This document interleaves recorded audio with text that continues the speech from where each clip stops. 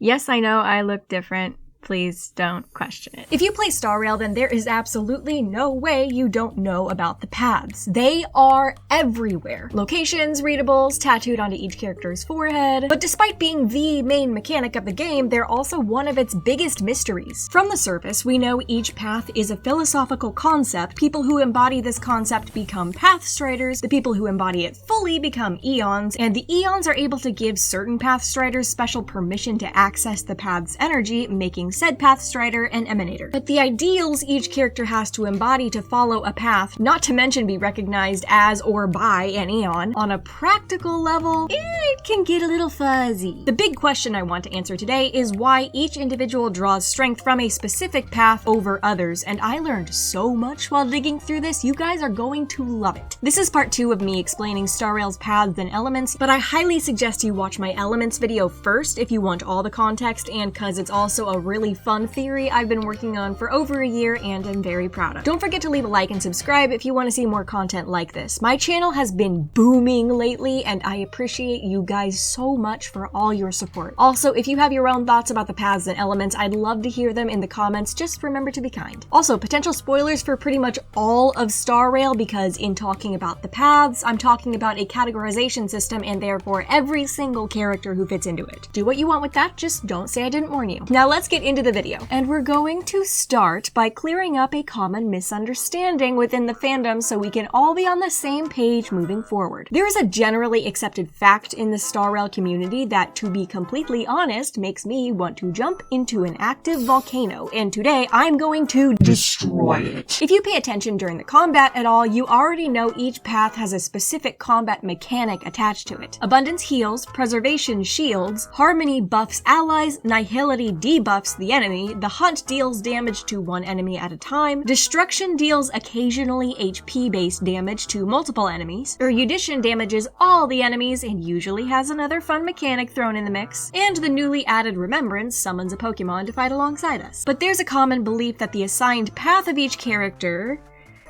means nothing outside of combat. For example, Topaz is a hunt character, but the combat paths theory says that in lore, she has nothing to do with the hunt, and instead follows preservation because she's a member of the IPC. And if you know me, that's already debatable. This is a very common belief. I've been told this by different people at least 8 times by this point, but let me be uncharacteristically unambiguous for a moment. If you have ever been told that combat paths are not canon, that is not true. That was an assumption made early on because people were confused by the path system, okay? But I am here to tell you, there are other ways to make it make sense than jumping to the assumption that the people who hid an actual functioning hecking cookbook in the readables were suddenly too lazy to make their main game mechanic make sense in all areas of the game. I'm sorry, I blacked out. What happened? In all fairness, I do understand where the confusion started. The first character this rumor started circling around was Jing Yuan, who is a super unique case. He's a charioteer of the Xianzhou Alliance, which follows Lan, the Hunt, and as of the War Dance storyline, it's pretty much confirmed that the charioteers are also considered emanators of the Hunt, but he's erudition. Let's explain why this actually still works, starting with the emanator thing.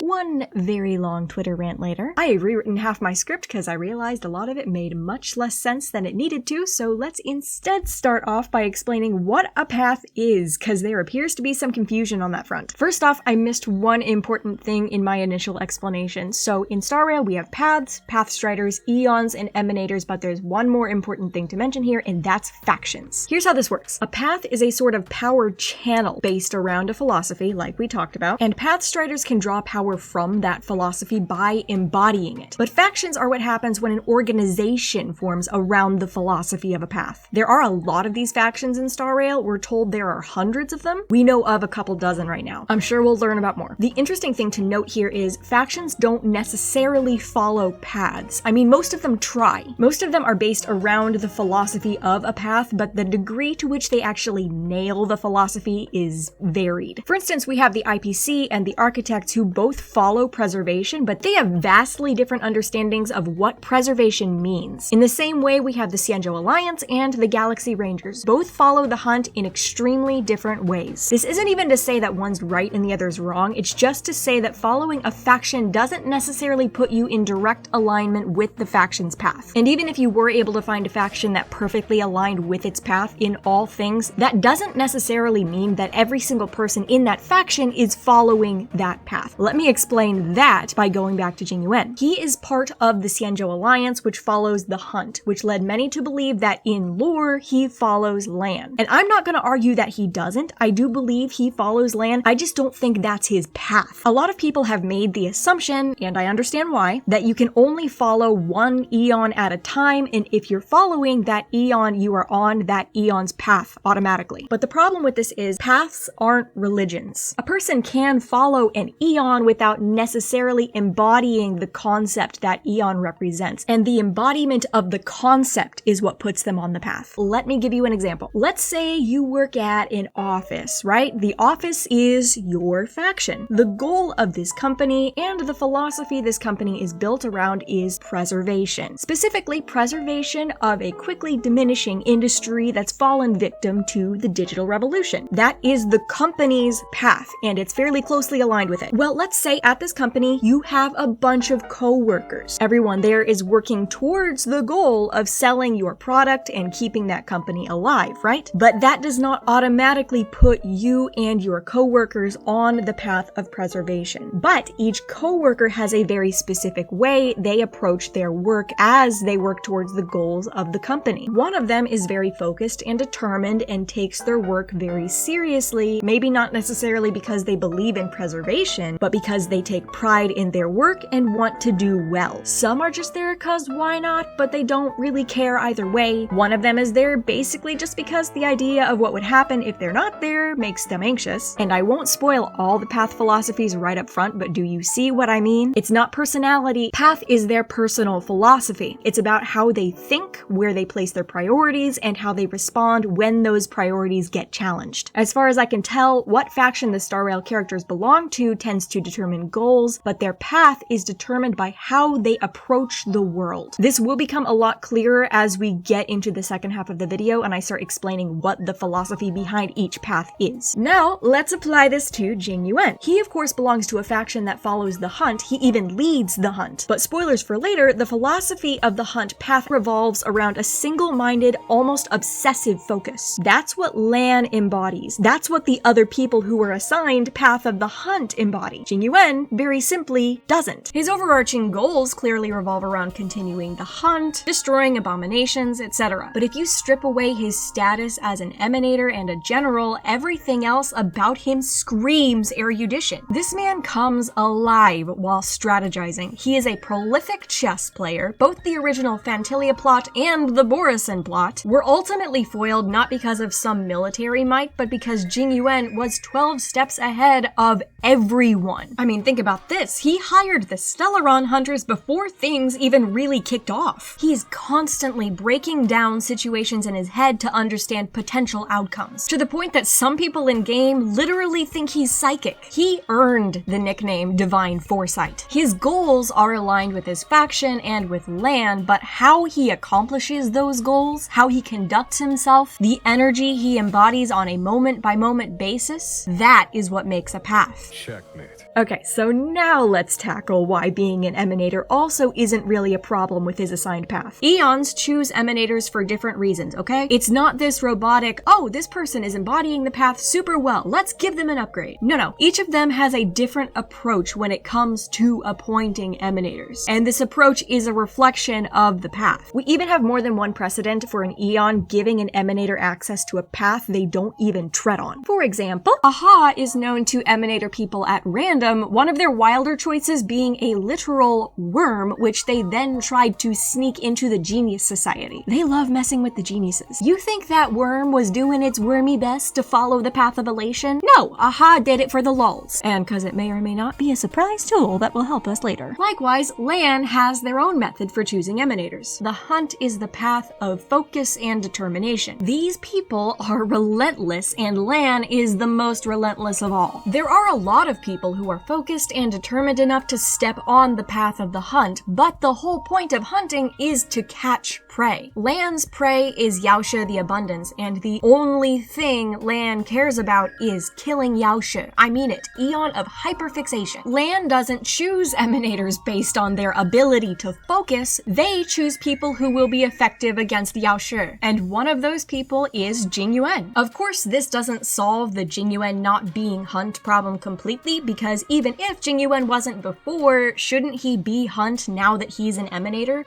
Not necessarily. There are a few possibilities here. The dynamic between eons and emanators is interesting. My first thought is that maybe when an eon grants an emanator access to a path's energy, the emanator in question doesn't necessarily have to accept. Maybe it's a two-way street. On Penacony, we're told emanators can hide their emanatorness if they want, and we're even told there's an elation emanator hiding around here somewhere. So the permission and power is there if they want it, but they don't need to tap into it. Meaning technically, anyone in the cast could be an emanator. But I think the more likely thing is that it has something to do with how they're appointed emanators. At the beginning of the game, we were told the only way to become an emanator is to be appointed by an eon. But now I'm thinking that might be some history fictionologist bunk, because since then, we've seen multiple examples of emanators existing without an eon's appointment. We've got Acheron, who somehow gained access to the Nihility's path energy without IX's blessing. But I think the better example here is the Memo Keepers. Black Swan is one of Fuli's emanators, but the problem is she wasn't made an emanator by Fuli. She was made an emanator by another Memo Keeper, and apparently all the Memo Keepers are appointed by proxy. In the same way, as far as we know, Jingyuan wasn't appointed by Lan personally. He was passed this emanator power from his predecessor general of the Luofu, Teng Zhao. This begs the question of whether he and the Memo Keepers are actual emanators or they're just kind of traditionally considered one. Either way, there seems to be a pattern forming of path alignments getting a little bit iffy when there's a proxy involved. I do have some thoughts on what might be going on under the hood with imaginary energy and stuff, but I need a couple more emanators on the scene to really solidify any theory on the subject. All that to say, I don't have a solid answer for why Jingyuan is an emanator for a path he's not on, but as I've just explained, there are a few pretty solid beginnings to some possible explanations. So yeah, Jingyuan follows the hunt, but is embodying the philosophy and therefore on the path of erudition. And the energy I am embodying happens to be fueled by Japanese snack boxes, because this video is sponsored by TokyoTreat and Sakuraco. How do you like that transition, guys? After several months of snow and ice, we are finally heading into spring, and that means we get two very special boxes to celebrate Sakura season in Japan. This month's TokyoTreat box is themed Cherry Blossom Bites, and oh my goodness, these were wonderful. Some of my favorites were the Peach Mochi, which had an edible wrapper made from rice paper. I love creative packaging. I also loved these Sakura Petal Marshmallows, which had a very light floral flavor. Of course, they did pretty much everything in the box is Sakura flavored, or at the very least pink, and it's awesome. And you can arrange them into a little Sakura blossom if you want. Each TokyoTreat box also has an exclusive Kit Kat flavor every month. This month, it's strawberry shortcake flavored. The moment I opened the wrapper, you can smell the strawberry. It filled the room. It was incredible. And I don't often highlight textures, but these onion puffs were really cool. I know a lot of people like cheese puffs here in the States. Take that really crunchy texture of a cheese puff and like double it, if that makes sense. It's so good. Sakuraco's box this month is themed Seasons of Sakura, and I need to take a moment to highlight the outside of the box. This is incredible. I don't always keep the boxes after I'm done with them each month, although I do have a bit of a collection at this point, but I'm definitely keeping this one. Some of my favorite snacks this month were the Sakura Mochi. Mochi is always one of my favorite items whenever it's in the boxes, and do you see how it sparkles? The Sakura Manju was really yummy too. It was a lot richer than I was expecting. I'm continually surprised by how many things in these boxes I didn't even know was possible to exist. I had never tried anything Sakura flavored before these boxes. It is so cool. The Sakura Kohakuto, or edible jewelry, was absolutely wonderful, and they have a little article about Japan House, the place in Japan that makes them, in the booklet with the box. Each month's box also comes with a household item, and this month was a Sakura sake glass. I unfortunately don't have any sake to try it with, but I can use another favorite drink with it if I want to. Also, the tea this month is a sweet sakura tea, which doesn't come with a tea bag like I'm used to. Instead, it looks like this. It's like a few shriveled up blooms, and you put them in hot water, and when they open up, they're ready to drink. I have never had tea like this before. This was amazing. TokyoTreat and Sakuraco want people to be able to experience Japan from the comfort of their own homes, and they are doing something right because these boxes just continue to be incredible. I learn so much every month, not just from the snacks, but from reading the booklets, random Googling things online, and as I get curious about some of the history of the snacks or why certain things are flavored certain ways. I cannot praise this company enough. If you guys like what you see or know someone who you think would enjoy these, check out the links in the description and in the pinned comment, and use promo code EMAMAE at checkout for a small discount. I get a commission from each sale, and you get a little taste of Japan. Now let's get back into the video.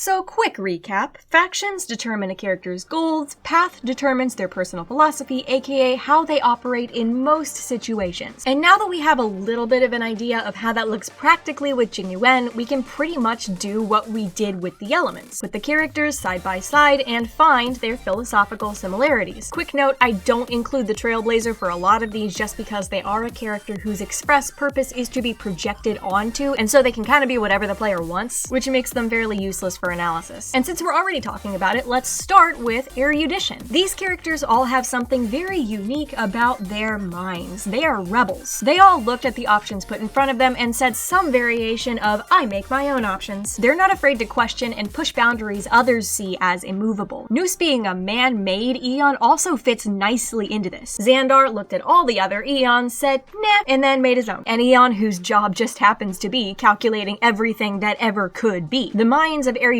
characters are realms of infinite possibility. And if you watched my initial short on the topic and my elements breakdown, you should now start to understand why I connected erudition to quantum. I made a short about a month ago where I explained each path has an element whose nature most closely aligns with it. Obviously, this doesn't mean that if a character is on this path, then they have to be a specific element. It just means there's an idea attached to each path, there's an idea attached to each element. If the ideas are alike, maybe the two are connected. And this is why last month's video's context on the elements is important. Just like the erudition characters, each quantum character takes what's in front of them and sees what could be instead of what is. Maybe it's portals, different timelines, being able to break space, or comprehending the multiverse, etc. The only difference is quantum characters do this with arguably more tangible things, while erudition characters do this with their personal philosophy. And also Noose is a quantum computer, so that sort of links them together too. Nihility is probably the most confusing. Since the beginning of the game, they've been drawing connections between nihility and the real-life philosophy, nihilism. The idea that everything is pointless, nothing matters. But I think people misunderstand what this means. In my initial short, I talked about maybe having a nihility Trailblazer with no elemental alignment in the future, and the comments kept saying things like, the Trailblazer would have to lose everyone, the Express would have to be destroyed, and I don't agree. Take a look at these characters. We've got stereotypical nihilism in Acheron, but we've also got people like Mr. Yang, Luca, freaking little Gwei. Nihilism says everything is pointless, but that doesn't mean it's all doom and gloom. And that's expressed in the similarity I found with these characters. Sisyphus is the guy in Greek mythology who was doomed to push a boulder up a hill, and then when he's almost at the top, it rolls back down to the bottom, and he does this again and again until the end of time. Incredibly tedious, incredibly spirit-breaking, but he keeps doing it over and over. There's no grand meaning behind it, he's just rolling a dang rock, but he finds purpose in doing it. Some philosophers even go as far as to say he fell in love with the boulder. All the nihility characters are engaged in a Sisyphean task, something they continue to do without making any headway against it simply because they love it or find purpose in it. There's always another script, another fight, another game, another con, another stack of paperwork, another memory, another soul to save, another person to save, another world to save, another stream. As a fellow streamer,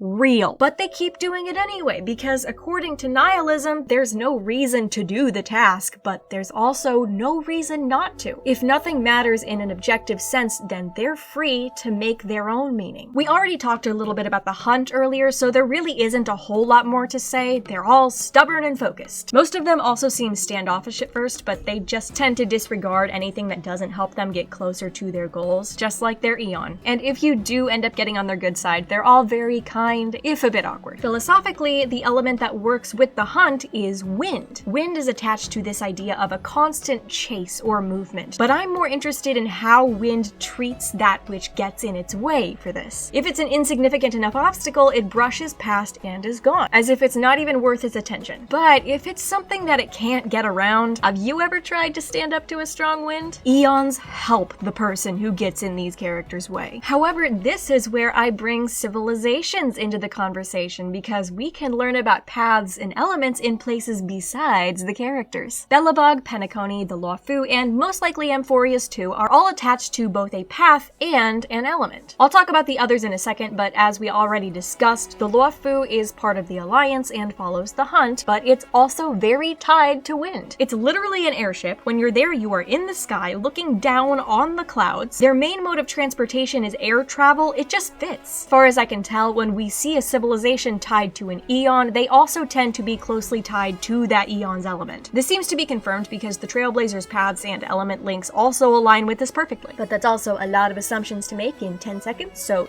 But there is another element at play on the Luofu, just not a playable one. In places like the Alchemy Commission, Scale Gorge Waterscape, basically any place that's tied to the Disciples of Sanctus Medicus or some kind of abundance event, you'll notice a lot of plant life. Sometimes even breaking the Luofu's equipment, and this is no accident. Plants are tied to abundance, and whenever the abundance shows up, plants follow. Now, abundance characters almost feel too simple, because more than half of them actually have or claim to have a direct connection to Yaoshi theirself. Heliobi are abominations of abundance, Bailu was created using abundance, Ling Sha trained under an abundance worshipper, Locha is just Locha. Gallagher, Natasha, and Lynx are the odd ones. I'd say what defines them is probably their generosity of spirit, which kinda makes sense when juxtaposed with Lan. There's hyper-focus, and then there's this broad, will help anyone quality posed against that. It lines up well with what we already know about Yaoshi's very undiscriminatory personality, and I don't think it needs to be more complicated than that. Harmony characters feel pretty self-explanatory. They're all people who are always trying to proceed in a way that minimizes conflict. Whether that conflict is internal or something that pops up in the world around them depends on the character. A good portion of them are leaders or diplomats who seek to help their people, but they're all people who consistently seem to be searching for a space where everything clicks into place, and they'll never have to worry about conflict again. I will say the odd one out here is Sparkle, but even she has this strange sort of harmony within her chaos. She knows who she is and all the different parts of her identity, even if it makes no sense from the outside. And she, just like the others, has an odd talent for bringing people together and making happy endings, even if it's by serving as a temporary antagonist. She's very unique because she seems to understand the way that conflict can contribute to harmony. The harmony civilization we get to look at is Penacony, and it's literally imaginary. It exists in the minds of the people who dream there. It's also a place where disharmony is very much sought out and woven back into the harmony. That's literally what the game had us do with the clockwork missions, which aligns with the imaginary users seeking out things that don't belong and reintegrating it with what's considered the ideal path forward. Preservation is a bit tricky because there are only 4 characters on the path, and 4 characters have a lot more in common than 10, which makes it difficult to narrow down the preservation trait. What I've landed on is all of them traded in their identity for the ability to preserve something, but preservation weighs on them almost as heavy as the loss. Fu Xuan's ability to preserve comes from her ability to see the future with her third eye, but this apparently causes her immense pain and is considered by the Luofu to be a sort of torture. Japard is routinely forced to choose between his identity as a brother and a Landau and as Captain Silvermane, causing all kinds of rifts with his family. Aventurine completely buried his past as Kakavasha when he received his cornerstone, and in his character story, the reason he wanted that power was to protect the remaining Abjin, only to find out he was the only one left. March is a little more tricky because we don't know know anything about her life pre-ice block. But she also has this drive to preserve things, constantly taking pictures so she can remember who she is if she ever ends up in the ice again. Whoops. The sacrifice of identity is something that cleanly aligns with fire. All the fire characters completely cut ties with their own past and took up some sort of mantle instead. A profession, a mission. It combines the idea of burning bridges with the idea of carrying a torch. But fire is also the element of Belobog. There is a reason why the giant climactic song at the end is called Wildfire. Also, fire makes sense because Qlipoth, the preservation, is a literal blacksmith made of stars who's always depicted with heat like rippling off of them. The ice threatening to take over Belobog belongs to remembrance. I have already waxed poetic about the differences between remembrance and preservation. Qlipoth is very explicitly someone who wants civilizations to live and endure, while Fuli is more concerned with freezing moments in time and keeping them preserved forever. Yes, they are similar. No, they are not the same. And that's as far as I'll go with trying to explain Path of Remembrance for now, because we only have one character who's currently on it, and I can't figure out a pattern with only one. I need at least 3. Preservation's on very thin ice right now. Pun intended. Now it's time to tackle destruction, aka the thorn in my side during all this. I first brought up destruction in my Misha video almost a year ago, and at the time they were all people who had chosen violence in their own ways. I still stand by that, but now that we have more of them, there's another pattern that's emerged. They don't just choose violence, they choose self-destruction. Maybe not directly, but they're all reckless with themselves, sacrificing their physical safety, ideals, happiness. Their default strategy is to throw their self at the problem like a battering ram and see what breaks first, and it is often them. They barely see themselves as people. In my initial analysis, I linked destruction to physical, but this is where the element link starts to get a little bit dicey, because thematically this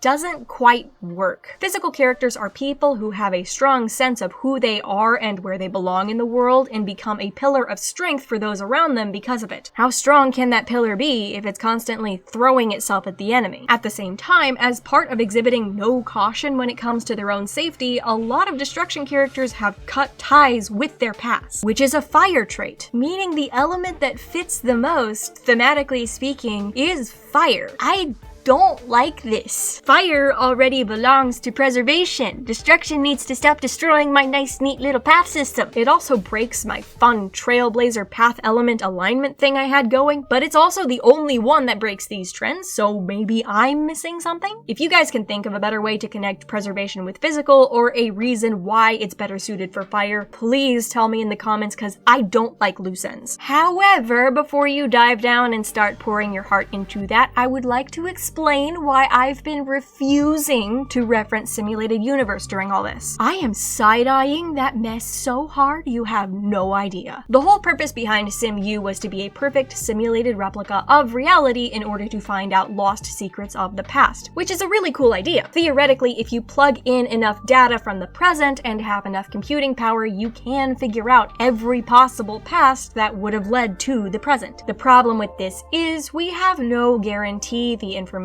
being fed to the SimU is even accurate. Governments lie, individuals lie, records are faked. I don't think it's completely useless by a long shot, but I do pay special attention to the kind of information it gives us. For example, the swarm disaster was so widespread and affected so many civilizations that details omitted by one survivor were probably covered by another. So while we may not be able to nail down every detail, we can figure out a lot of the broad strokes of it just because of the sheer number of witnesses who recorded what they saw. But with more obscure things witnessed by less people, like the Eons, there might be a bit more slippage where information is concerned. But even if we could guarantee that the information was all accurate, there's another problem. Someone's tampering with the SimU's data. More than one person, actually. It is a consistent thing at this point. We know Polka Kakamond was involved with the Unknowable Domain event, but we were having glitches and issues long before that, and we still have no idea where that was coming from. For all we know, it could be creepy Polka again, Ronmei extracting data for her experiments, Dr. Ratio opposing the geniuses again, some IPC hackers, Silver Wolf, Herta herself, the somehow self-aware simulated version of AHA, or the real AHA. Either way, until we get more information or have a reason why the devs would want to confuse the elements like they have, I'm staying away from using Simu for evidence. But speaking of AHA, I do have one more path I want to cover. Elation isn't playable yet, but I believe it will be, partly because it already has an element attached to it. Among the paths and eons, AHA and Elation are the most difficult to understand. They're attached to absurdism, laughter, and masks, but even that can be a bit hit or miss sometimes. Overall, it just feels like we're constantly missing something with them. Most people I talk to just slap the label chaos on their forehead and give up trying to apply logic to them at all, but my brain won't let me do that, and for once, I'm actually glad, because I found the logic. This is what started me in the right direction. This art from the Honkai Impact 3rd crossover event where Sparkle went to the Honkai Impact 3rd universe, recruited Vita to the Masked Fools, fought Sampo, yada yada yada. And the canonicity of this is a bit iffy, but the visual of the Fools playing the universe like a board game stuck in my head. So I did with Elation what I did with all the other paths and elements. I compared everyone we know who is either in the Masked Fools faction or rumored to be, and tried to find what they have in common. So far, our confirmed Fools are Sparkle, Vita, Giovanni, and Sampo. Aventurine refused to join, but the fact he was invited tells me whatever quality the Fools have, he also has it in spades. There are two other rumored Fools, and I already know some people are gonna be like, nah, I hate this in the comments, and to you I say, don't worry. I didn't really take them into consideration in this, I was just aware of the rumors. The fact that they also line up really well is maybe not a coincidence, but it's not by my design. Anyway, one of these characters is Luocha, and the other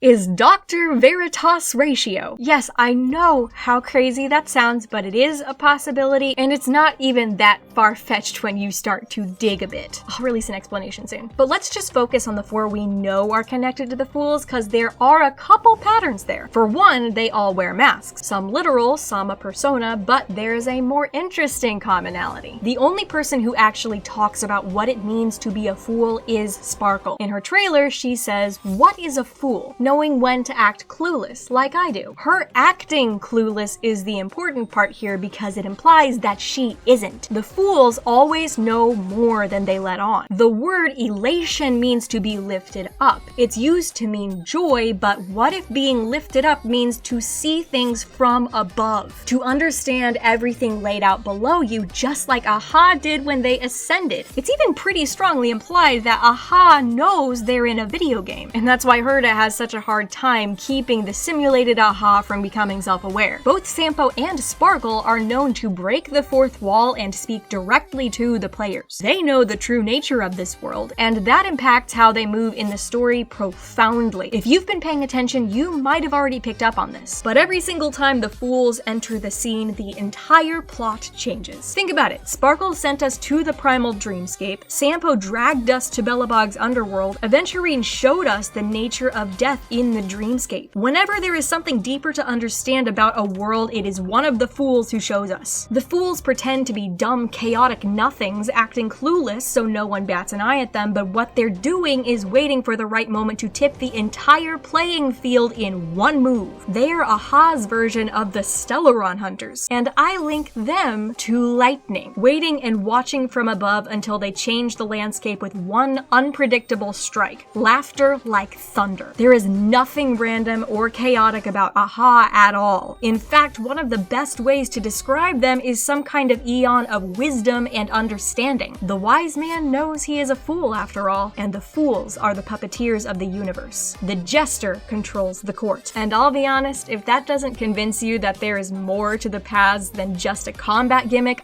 I don't know what will. Thank you guys so much for watching. I hope you enjoyed this theory. It's been one of my favorite brain toys to mess with over the past year, and it's so fun to finally write it all out and get it to a place that feels somewhat final. I'll probably make a short about Remembrance once we start getting a few more characters in the roster. Don't forget to like, check that you're subscribed, and tell me your thoughts down in the comments. There's a link for TokyoTreat and another for Sakuraco in the description and in the pinned comment, and if you use my promo code at checkout, you get $5 off your first box. products. I love this company and their products, and I cannot recommend them high enough. And with that, I will see you guys very, very soon. Next time you see me, I might have a proper new PNG tuber. I'm working with an artist right now to get it made, and I am so excited for you guys to see it. I have a bunch of new shorts in the works about all kinds of stuff, so you'll see them soon. But until then, take care of yourself. I will see you in the next video. Stay safe, stay kind.